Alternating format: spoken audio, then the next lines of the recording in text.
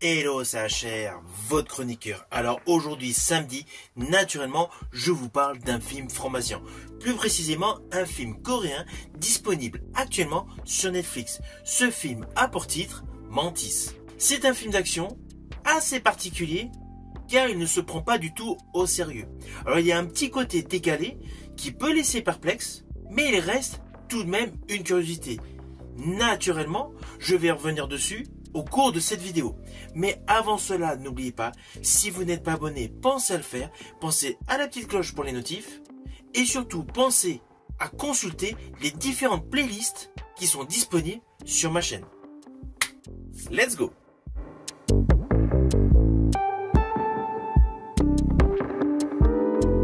Alors tout d'abord, naturellement, nous allons commencer par la fiche signalétique.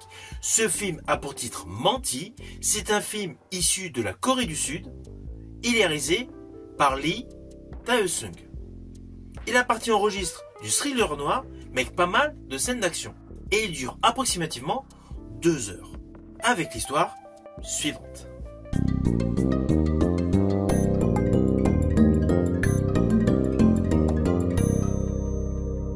Alors dès l'ouverture du film, nous découvrons un assassin qui a pour nom Mantis. Il exécute un dernier contrat et part en vacances. En fait, la scène d'ouverture est uniquement pour nous présenter ce personnage qui a une dextérité de folie avec des lames. S'ensuit donc des vacances et il revient de vacances. Et à son retour justement, il s'aperçoit qu'il y a un véritable chaos dans le monde des tueurs à gages. Alors chaque tueur à gages a sa spécialité. En fait, il réalise qu'il se retrouve en compétition. Alors ne vous inquiétez pas, je n'irai pas plus loin sur les lignes scénaristiques de ce film, car on va pas se mentir, l'histoire est extrêmement simpliste.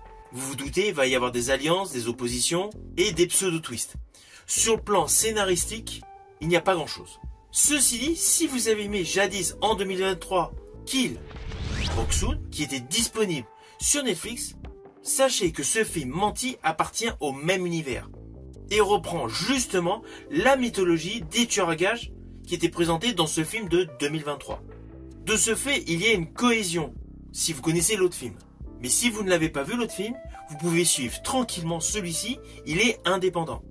Tout en ayant un lien historique, l'histoire du film Mantis s'en retrouve indépendante. Alors ce film a beau être sur le papier un thriller, c'est essentiellement un action movie. Et c'est justement le point fort de ce film. Les chorégraphies de combat sont superbes. On sent totalement l'influence visuelle de Chusark et de John Woo. C'est indéniable. Il y a une telle dextérité, une telle fluidité dans les combats que cela apporte réellement une plus-value à ce film. Car, sans cela, on va pas se mentir, cela tourne un petit peu en rond. En fait, il y a un petit côté dans les dialogues, dans les accoutrements, dans les tenues vestimentaires qui en font un film moins sérieux, beaucoup plus léger. Alors qu'en fait, il y a une réelle ambition de plusieurs films interconnectés rattachés au registre du combat, comme Ballerina avec la saga des John Wick. Ce film Mantis veut vraiment jouer la même carte, mais avec un côté beaucoup plus léger. Alors naturellement, les acteurs sont bons, tant sur le côté action movie ou sur le côté burlesque. Mais en fait, moi, c'est cela qui me gêne. C'est le côté rigolo. Car en fait, cela efface toute trame émotionnelle. Ne vous attendez pas à un film avec une tension dramatique. On est vraiment dans l'action et la rigolade. Ah oui, pas de la rigolade à la Jackie Chan, c'est clair. Mais un côté qui ne se prend pas du tout au sérieux. Avec aucune notion dramatique solide. Car in fine, l'intrigue est faible.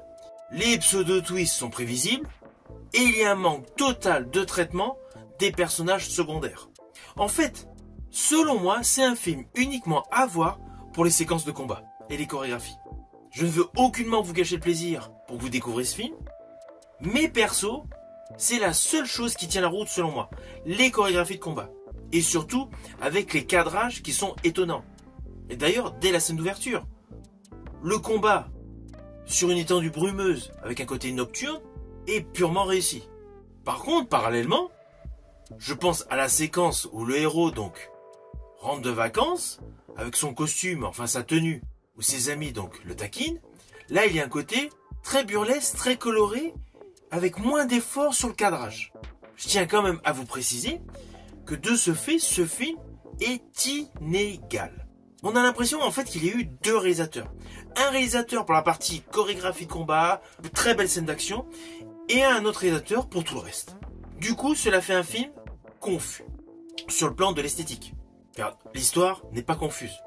On arrive à suivre facilement, même si tout ce qui se déroule dans le film est largement prévisible. On devine aisément, au bout d'une demi-heure de film, comment le film va se terminer. Mais cela n'empêche pas que c'est un film qui est porté par une bonne distribution. Alors au final, naturellement, c'est un film que je vous invite tout de même à regarder. Il est disponible sur Netflix, alors autant vous faire plaisir. Par contre, je pense que vous allez avancer quelques passages. Car in fine, pratiquement 2 heures, c'est un peu long. Mais bon, naturellement, ce n'est que mon point de vue. D'ailleurs, pensez à me mettre en commentaire tout simplement ce que vous en pensez une fois que vous l'aurez vu. Je vous dis à bientôt pour une prochaine vidéo.